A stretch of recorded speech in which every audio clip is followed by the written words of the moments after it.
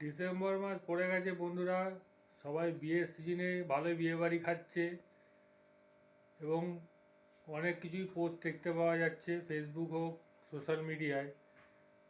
কিন্তু কিছু কিছু মানুষ আছে যারা মেয়ের বাড়ি থেকে মোটা টাকা পণ নিয়ে ভালো উৎসব করছে। এই পণ প্রথা আগেও ছিল, এখনও আছে, অদূর ভবিষ্যতে থাকবে কিনা বলতে পারবো না, থাকার সম্ভাবনা আছে।